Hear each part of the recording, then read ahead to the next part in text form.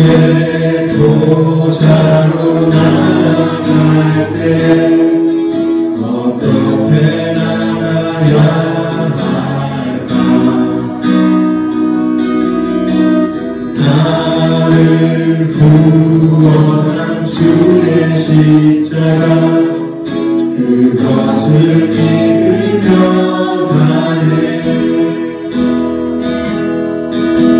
주의 보좌로 나아갈 때 나 여전히 부족하다. 나를 부르신 주의 그 사랑 그것을 믿으며 가네. 주의 보좌로 나아갈 때 어떻게 나가야 할까?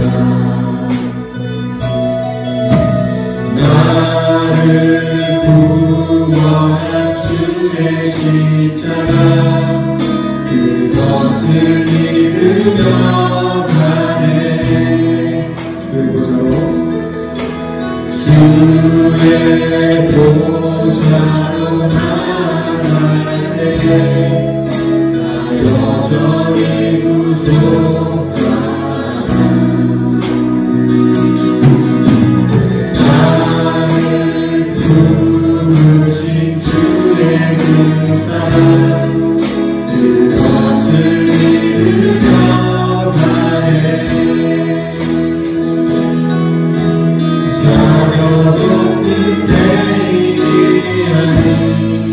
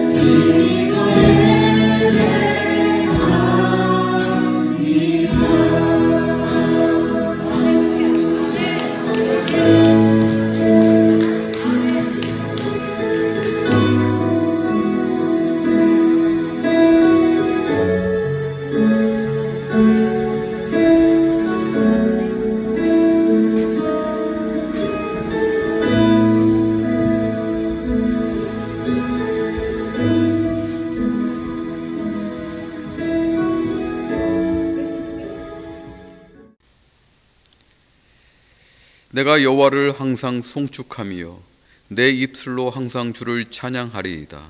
내 영혼이 여호와를 자랑하리니 공고한 자들이 이를 듣고 기뻐하리로다. 나와 함께 여호와를 강대하시다 하며 함께 그의 이름을 높이세. 내가 여호와께 간구하매 내게 응답하시고 내 모든 두려움에서 나를 건지셨도다. 그들이 주를 앙망하고 광채를 내었으니 그들의 얼굴은 부끄럽지 아니하리로다.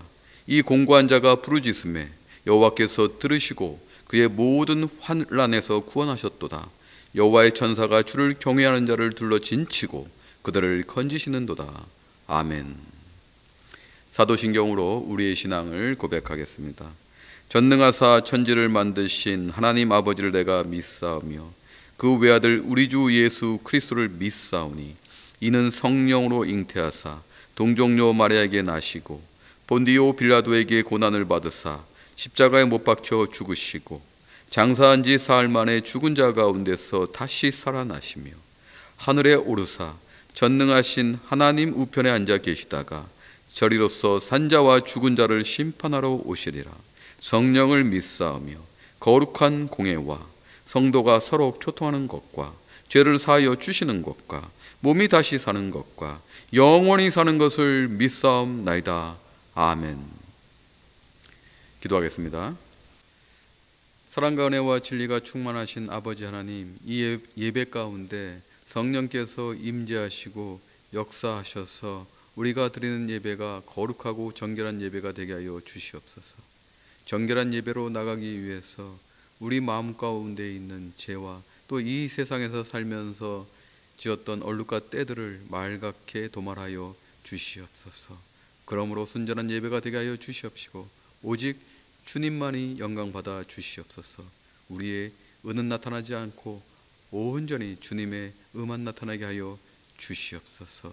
간절히 기도하는 것은 우리 마음 가운데 불만이 아니라 감사함이 있게 하여 주시옵소서. 이 어려운 시기에도 왜 하나님께서 우리에게 이런 환난을 주시는지라는 원망보다는 오히려 이 시기에 하나님을 더 감사함으로 인해서 그 하나님의 놀라운 그 은총이 임할 수 있게 하여 주시옵소서. 분명히 하나님께서는 어려울 때도 환난 가운데도 성도들을 지키시고 다시 일으키시고 회복시키십니다. 그러한 믿음이 우리 성도들 가운데 있게 하여 주시옵시고 지금 각 가정에서 예배 드릴 때 온전한 예배자로서 이러한 마음을 가지고 하나님께 영광 올리게 하여 주시옵소서. 하나님, 간절히 중보 기도하는 것은 세우신 평강교회를 다시 오픈할 때 지켜 주시옵시고 거룩하게 구별하여 주셔서 사명적 교회로 다시 태어나고 나아가게 하여 주시옵소서. 분명히 사명을 주시면은 하나님께서 쓰심을 우리가 알고 있습니다. 그러한 교회로 나갈 수 있도록 성령께서 붙들어 메어 주시옵시고 주님이 앞장서서 이끌어 주시옵소서. 또 간절히 소망하는 것은 우리 성도들이 어디에 있든지 건강하기를 원합니다. 성도들은 분명히 하나님께서 거룩히 구별하여 세운 하나님의 백성들입니다. 이 정체성을 인식하고 성도들이 하나님께 영광 올릴 수 있도록 영육간에 강건하게 하여 주시옵소서. 특별히 어린아이들의 건강을 책임져 주시옵소서. 주일학교 학생들과 그 아이들이 강건함으로 인해서 훗날 우리 기독교회 또 교회의 미래가 될 수 있도록 이 시기에도 다 지켜 주시옵소서. 오늘 말씀을 함께 나눌 때 성령께서 전하는 자의 입술을 주장하여 주시옵시고 듣는 자의 그 기도 열리게 하여 주심으로 인해서 말씀이 살아있는 생명의 말씀 되게 하여 주시옵소서. 예배의 시종을 오직 주님께만 위탁하옵고 또 모든 영광을 주님께서 받으시기를 간절히 원하오며 예수님 이름으로 기도하옵나이다. 아멘.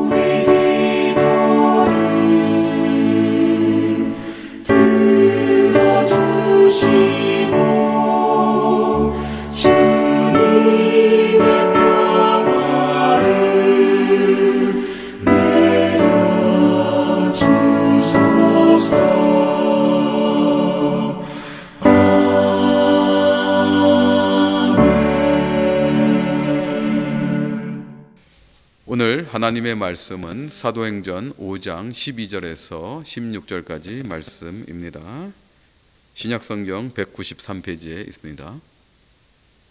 하나님의 말씀을 봉독하겠습니다.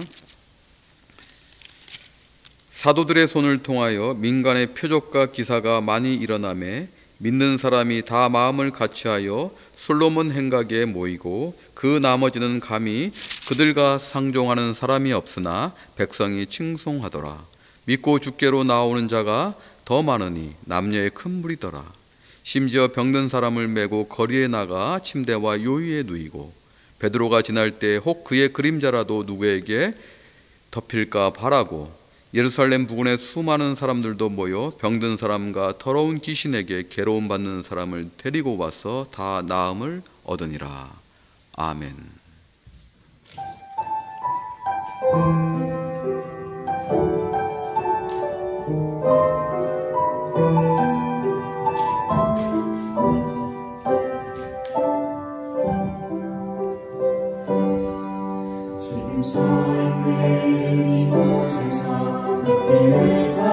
받으소서. 내가 받는 땅 주님의 땅이니 하늘이 주의 이름 높이 올리며 넓은 바다가 주를 노래해.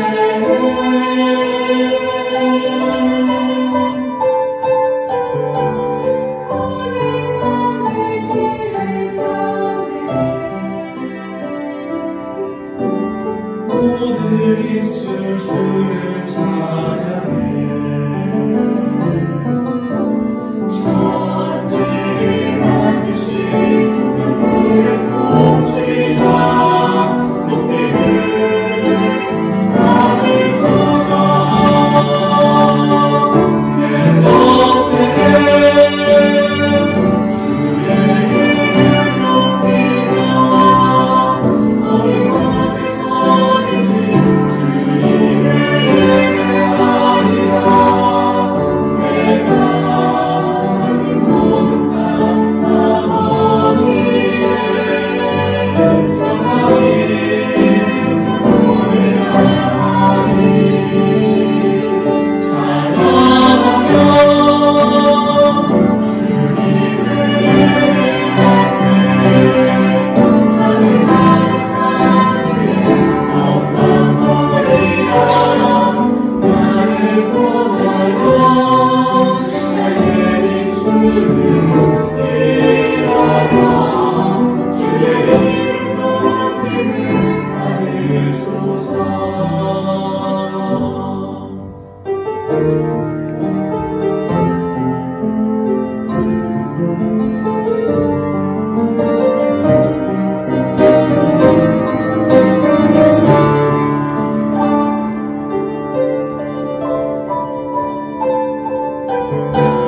모든 만물 주를 경배해. 모든 입술 주를 찬양해. 천지를 만드신 눈물을 훔치자 높이는 받으소서. 내 평생에 주의 이름 높이며 어느 곳에서든지 주님을 예배하리라.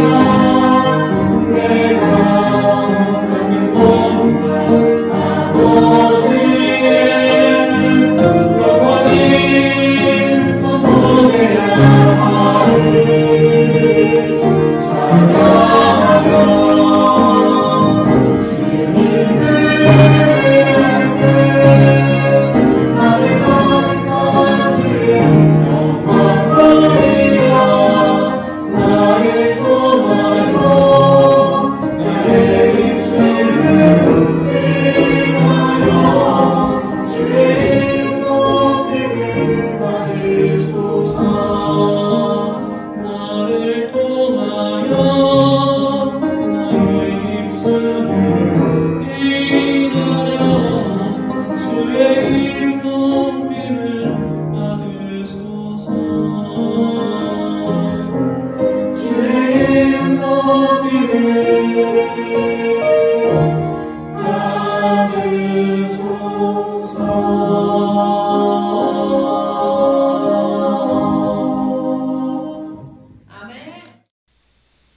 할렐루야. 각 가정에서 예배 드리시는 평강교회 성도분들에게 주님의 이름으로 문안합니다. 우리가 함께 예배 못 드린 지도 벌써 2달이 지나가고 있습니다. 지금 저는 예배 촬영을 하는 남진욱 형제와 텅빈 예배당에서 예배를 드리고 있습니다. 이 말씀은 저도 시간이 길어지면서 정신적으로 지쳐가고 있다는 것이에요. 또한 전화로 친교하는 성도님들께서도 이러한 어려움을 저에게 토로하십니다. 성도님들도 정신적으로 지쳐가고 있습니다. 그러면서 또 성도로서의 정체성, 목회자로서의 정체성, 더 나아가서 교회는 우리에게 어떤 존재인가를 생각해 볼 수 있는 시기라는 것입니다. 어렵고 힘들지만 우리는 새로운 도전 앞에서 정체성의 문제를 지금 갖고 또 부딪히고 나가고 있다는 것입니다. 그러한 문제를 성경 속으로 한 걸음 들어가서 알아보도록 하겠습니다. 사도행전 3장에 성전 동쪽 문인 미문에서 날 때부터 걷지 못하는 사람이 구걸로서 생명을 연장하고 있었습니다. 마침 또 베드로 사도와 요한 사도가 지나갈 때도 당연히 구걸을 하였습니다. 그때 베드로 사도는 이렇게 선포합니다.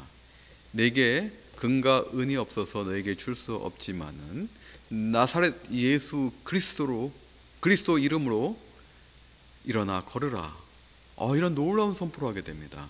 그때 기적이 일어나서 그 사람은 일어나 걸을 뿐만 아니라 뛰기까지 합니다. 그리고 기뻐서 그 사도들의 권능을 많은 사람들에게 간증하고 또 그 사건을 본 사람들이 사도들에게 나옵니다. 사도들은 성전 동편에 있는 솔로몬 행각에서 예수님을 메시아로 전파하고 선포합니다. 그리고 가르치고 전도합니다. 초대교회는 이러한 놀라운 능력으로 인해서 영적 수적 부흥이 일어나고 있다는 것이에요. 그런데 더 놀라운 사실은 사도행전 4장을 보게 되면은 이스라엘 최고의 의결기관이자 법집행기관인 그 산헤드린 공회에 사도들이 잡혀가고 있어요. 즉 다시 말씀드리면은 이 사도들은 그리스도를 전파함에 있어서 목숨의 위협에도 굴하지 않고 있다는 것입니다. 놀라운 사건이죠. 그럼 우리 시계를 좀 돌려봅시다. 예수님이 십자가에서 달리시기 전에 그들의 모습은 어떻습니까? 특별히 베드로의 모습은 어떠했습니까? 베드로는 새벽닭이 울기 전에 예수님을 3번 부인하였습니다. 3년간 따랐던 제자의 모습이 이러했습니다. 그런데요, 베드로는 지금 제자에서 사도로 정체성의 변화가 있었습니다. 오순절 때 임하신 그 성령의 권능으로 인해서 이제는 제자로서 예수님을 부인했던 그 모습이 아니라 부름받은 자로서 그리고 그리스도의 복음을 전파하기 위해서 파송된 하나님의 대리인으로서 그 받은 그 권능으로 지금 그리스도의 이름으로 복음을 선포함으로 많은 사람들을 치유하고 있다는 것이에요. 더 중요한 것은 죽음 앞에도 이젠 더 이상 굴하지 않고 있다는 것입니다. 이것이 사도로 변화된 베드로의 정체성입니다. 그리고 오늘 본문 12절에 사도들의 손을 통하여 민간의 표적과 기사가 많이 일어나매 믿는 사람이 다 마음을 같이하여 솔로몬 행각에 모이고, 이제 죽음도 불사하고 그리스도의 복음을 전파하는 이 베드로와 사도들은 그 하나님의 그 권능에 힘입어서 많은 사람 앞에 복음을 선포하고 그 사람들을 구원하고 치유하고 있는 것입니다. 정리하자면 하나님의 권위가 임하고 있다는 것이에요.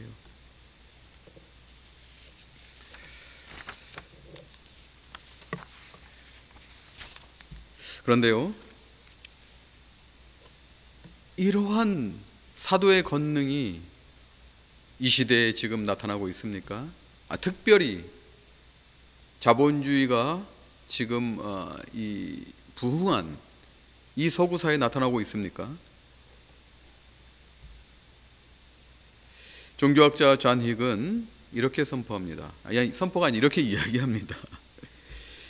모든 종교는 선함이 있고 구원이 있다고 주장합니다.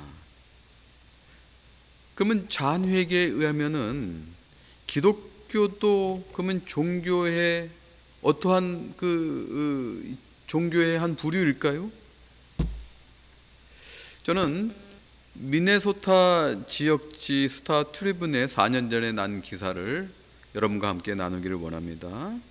그 미네소타주의 소방관 랜디 피터스는 밤에 난 교통사고로 인해서 자동차 한 대가 화염에 휩싸였다는 그런 신고를 받고 출동을 합니다.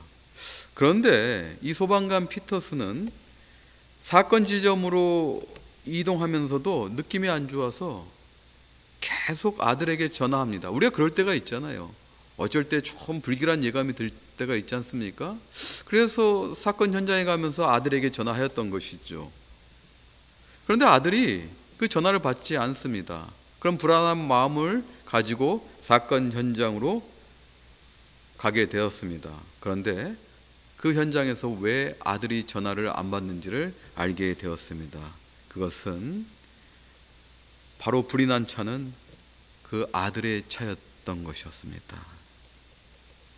피터스는 억장이 무너지고 그 절규하는 그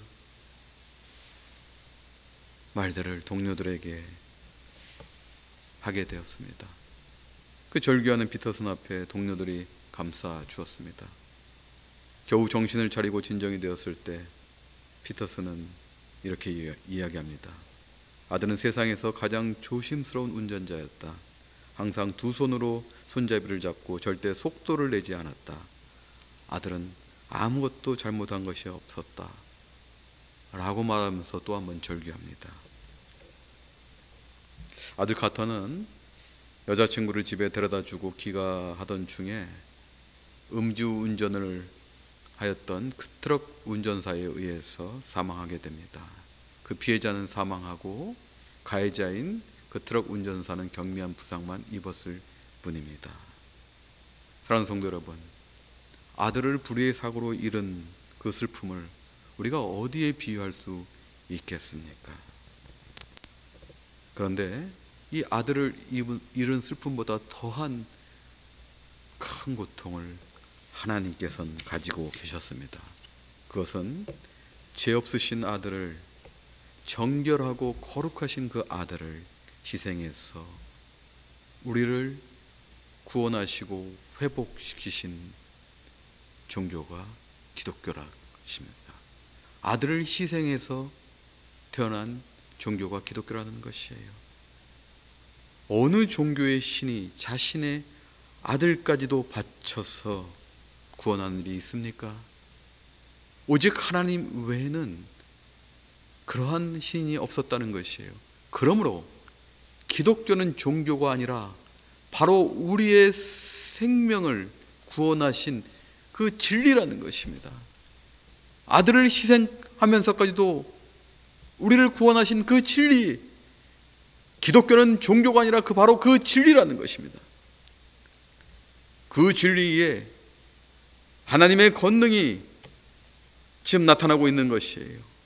하나님께서 사도들을 통해서 표적과 기사를 나타냄으로 인해서 교회가 긴밀히 연합하고 예배와 가르침과 전도의 장이 열리게 된 것을 지금 성경은 증거하고 있습니다. 사도들은 이제 더 이상 자기의 사익을 위해서 그 권능을 사용한 것이 아니라 순결한 마음으로 복음을 전파하는데 그 권능을 사용하였다는 것입니다. 이것이 사도로서의 사명입니다. 저는 이런 사명을 보면서 오늘날 우리 교회와 또 성도의 모습을 보기를 원합니다. 교회는 지금 어렵습니다. 서두에 제가 말씀하였듯이 9주째 오픈을 하지 못하고 있습니다. 앞으로도 몇 주는 더 그럴 수도 있습니다. 그리고 많은 사람들과 전문가들이 이제 교회가 다시 오픈해도 교회의 패러다임이 바뀔 수 있다고 이야기합니다. 또 재정적으로 성도의 이동이라든지 그리고 또 예배의 형태라든지 또 교회의 존재의 목적이 바뀔 수도 있다고 이야기를 합니다. 분명히 그렇게 바뀔 수도 있습니다. 우린 아직 알 수는 없지만은 그런 가능성이 있다는 것이에요. 그런데요, 뉴욕에서 베이사이드 장로교회를 심호하시는 이종식 목사님께서 한 크리스천 웹사이트에 기고한 글이 있습니다. 제가 그 글을 보면서 많은 감명을 받았습니다. 그 글을 여러분과 함께 좀 나누기를 원합니다. 교회가 세워진 지 교회는 세워진 지 한 200년의 역사가 있죠. 200년이 아니죠. 2000년이죠. 그 2000년의 역사를 돌아보면은 교회는 어떤 환난과 핍박 속에서도 하나님이 보호하셨고 지켜주셨기 때문에 교회는 존재하고 있다는 것입니다. 문제는 교회가 얼마나 교회답게 사명을 가지고 지내왔는가라는 것이에요. 2000년 동안 수많은 지역교회가 문을 닫았고 또 수많은 교회들이 일어났습니다. 즉 이것은 무엇을 의미하냐면은 사명이 끝난 교회들은 그 지역에서 사라졌고 새롭게 사명을 받은 교회들이 지역마다 일어났다는 것입니다. 그러므로 교회가 이런 어려울 때를 잘 지낼 수 있는가는 경제적인 그런 문제도 아니고 성도들 간의 수평 이동도 아니고, 즉 주님이 주신 그 사명을 잊지 않고 계속 나가야 된다는 것입니다. 저는 이 말씀에 100% 동의하였습니다. 그리고 제 자신을 돌아봅니다. 제가 목회자가 처음 됐을 때 하나님께서 저에게 주셨던 그 사명, 그 열정, 지금도 제가 지키고 달려왔는지, 그리고 사랑하는 성도 여러분들, 여러분들이 처음 크리스찬이 됐을 때 하나님께서 여러분들을 부르셨을 때 줬던 그 소명과 그리고 크리스찬으로서 나아가는 그 사명을 기억하고 계시는지 저는 다시 한번 성찰해 봐야 된다는 것입니다. 고린도전서 3장 16절에 성령님이 거하시는 성전된 성도들의 삶에 대해서 이야기하고 있습니다. 무슨 말씀이냐? 우리가 성령이 거주하시는 그 성전이라는 것이에요. 그것을 알지 못하느냐 바울은 얘기하면서 성도들의 삶도 그 성령과 같이 거룩해야 된다는 것입니다. 이 말씀은 이 재앙의 때 단지 먹고 사는 것을 걱정하는 것이 아니라 또 내 앞에 있는 미래만을 걱정하는 것이 아니라 내게 주님이 주신 그 사명, 내 안에 계시는 그 성령님으로 인해서 내가 성전임을 알게 해주셨던 그 사명, 내가 교회임을 알게 해주셨던 그 사명, 그 사명을 망각하지 않고 지금도 갖고 정체성으로 갖고 그리고 그 사명을 이루기 위해서 나아가고 있느냐는 것입니다.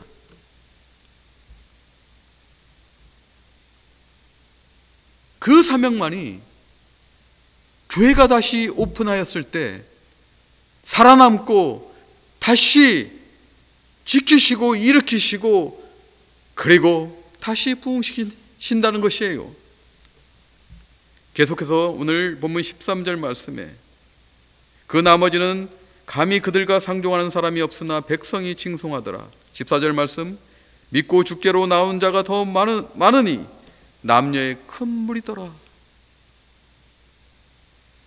믿지 않는 자들도 그 교회를 보고서 그 교회를 칭송하고 그리고 그 믿지 않는 사람들보다 더 많은 무리들이 믿고 지금 하나님 앞에 나오고 있다는 것입니다. 놀라운 지금 부흥의 역사가 쓰여지고 있다는 것이에요. 15절 말씀 보면 심지어 병든 사람을 메고 거리에 나가 침대와 요위에 누이고 베드로가 지날 때 혹 그 그림자라도 누구에게 덮일까 바라고. 그들은 이제 그 교회의 권위를 인정하기 시작했습니다. 사도들이 지나갈 때 해가 어디서 떠가지고 그 사도들을 비칠 때 그 그림자가 어디에 덮일까 생각하고 그 자리에 위치하고 있다는 것이에요. 이 말씀은 그 교회의 그 권위를 인정하고 있다는 것입니다. 놀라운 그 사명을 가진 사도들 앞에 나타난 현상들이에요. 그리고 16절에 계속해서 예루살렘 부근에 수많은 사람들로 모여 병든 사람과 더러운 귀신에게 괴로움을 받는 사람을 데리고 와서 다 나음을 얻으리라. 예루살렘뿐만 아니라 예루살렘 부근까지 그 사명에 의해서 교회가 지금 확장되고 있는 것을 볼 수가 있습니다. 수많은 사람들은 이제 그들의 문제를 가지고 교회로 나오고 있다는 것이에요. 이것이 초대교회에 강력하게 나타난 사명적 교회의 모습이라는 것입니다. 사랑하는 성도 여러분, 교회가 존재하는 목적은 사명적 교회고, 이것은 교회가 다시 오픈해도 어떠한 패러다임으로 바뀌어도 바뀌지 않는 진리라는 것입니다. 부동이라는 것이에요. 그런 사명적 교회를 섬기는 사랑하는 성도 여러분들은 이제는 여러분들 이 사명을 마음에 갖고 계셔야 돼요. 물론 그렇다고 해서 요즘 그 팬데믹으로 인해서 셧다운이 되고 자가 격리 중에 있는데, 또 더군다나 마스크도 쓰면서 사회적 거리두기 운동까지 다 하고 있는 이 시절에 나가서 사람들을 붙잡고 그리스도를 증거하고 그러라고 말씀드린 것은 아닙니다. 분명히 우리는 그럴 수 없는 환경에 있습니다. 그러면 여러분들 삶 가운데 성도로서 사명을 다하는 것이 무엇일까요?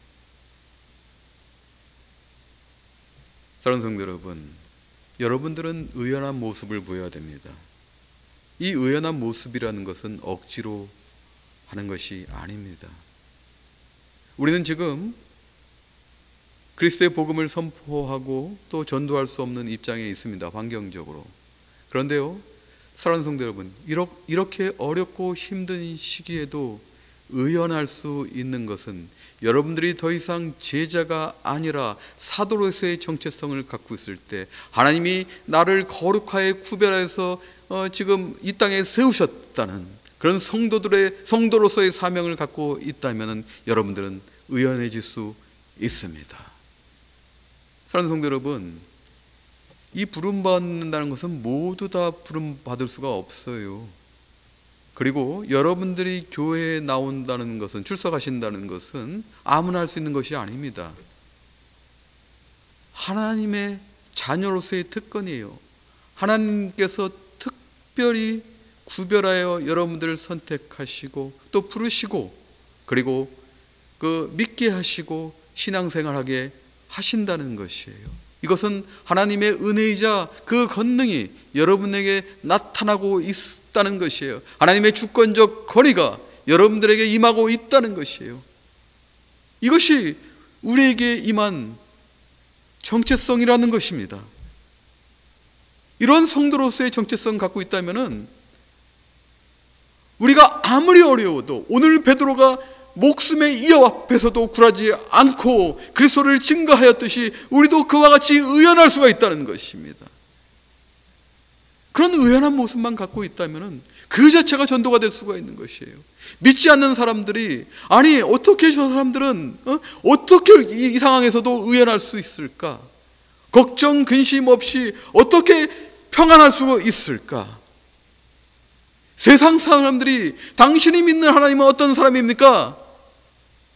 라고 묻고 궁금해할 때 그 자체가 전도가 될 수 있다는 것입니다. 사랑하는 성도 여러분, 이것이 여러분들에게 사명으로 임할 때 나타나는 현상이자 모습일 수 있다는 것이에요. 서구사에서 교회가 다시 오픈 된다고 해서 전도가 쉬운 것이 아닙니다.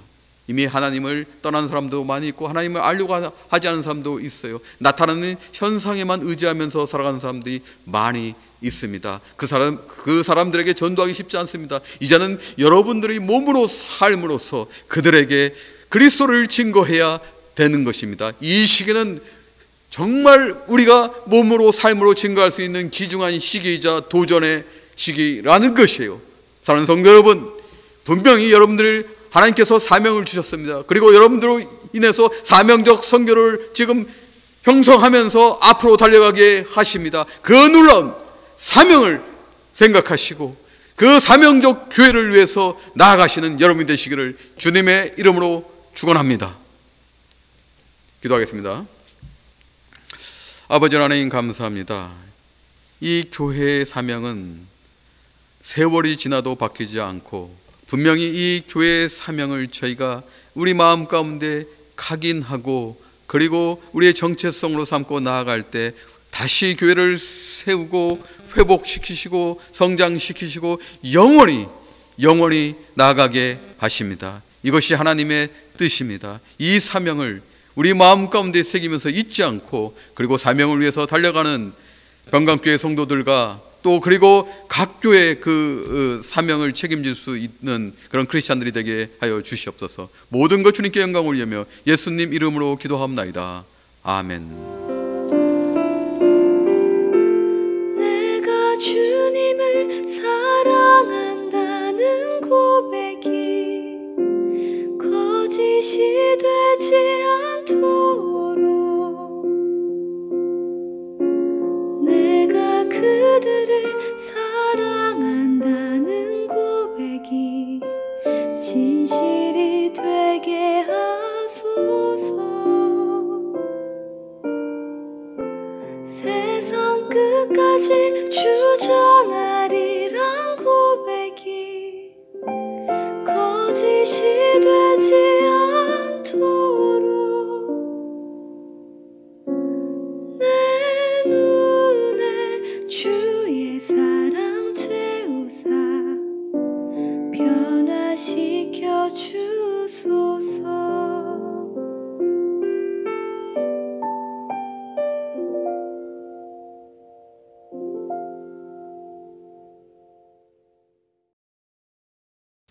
헌금을 위해서 기도하겠습니다. 사랑의 주님, 이 어려운 시절에도 물질을 주셔서 하나님께 봉헌하게 해주심을 감사합니다. 우리의 마음과 정성을 담았습니다. 이 봉헌된 예물이 하나님의 그 사명을 위해서 쓰이게 하여 주시옵소서. 예물을 봉헌한 병강교회 성도들 주님께서 마음복으로 임하게 하여 주시옵소서. 정말로 어려운 시절에 구별하여서 하나님께 올렸습니다. 그들의 마음을 감찰하시고 놀라운 그 은혜로서 임하게 하여 주시옵소서. 그들이 이 땅에서 구별된 거룩한 하나님의 백성이라는 것을 인식하고 또 그 정체성으로 나아갈 때 하나님이 그들을 30배, 60배, 100배의 놀라운 그 부흥으로 이끄심을 저희가 다시 한번 믿음으로 선포하고 기도합니다. 그러한 성도들 다 되게 하여 주시옵시고 예수 그리스도의 이름으로 간절히 기도합나이다. 아멘. 교회에서 간구하겠습니다. 한글학교가 어저께 온라인으로 개강을 하였습니다. 많은 중보기도 부탁드리겠습니다. 여러분들의 기도만이 우리가 하나님의 사역을 할 수가 있습니다. 이것은 단순히 한글을 가르치는 것이 아니라 저희의 목표는 한국 학교로 나아가는 것입니다. 즉 하나님께서 열방을 세우셨지 않습니까? 각 나라를 세우신 것은 뜻이 있습니다. 그 중에서도 대한민국 이 사람으로서 세웠지 않습니까? 그러므로 우리의 뿌리를 알아가는 것도 그게 분명히 하나님의 그 뜻임을 우리가 명심하면서 한글학교를 위해서 중보기도 꼭 부탁드리겠습니다. 마찬가지로 또 주중 모임은 온라인으로 저희가 진행하도록 하겠습니다. 지난주 금요일날 금요 청년 모임은 요한복음 21장을 마침으로 한 학기를 다 마쳤습니다. 그래서 잠시 이제 방학에 임하게 됩니다. 한 학기 동안 이 금요 청년 모임으로 모이신 그 청년들을 그 청년들의 그 노력에 감사합니다. 그리고 그 청년들의 그 앞날에 놀라우신 그 하나님의 은혜가 충만하기를 기도합니다. 배 찬송은 찬송가 268장, 새 찬송가 505장, 온 세상 위하여 찬송하시겠습니다.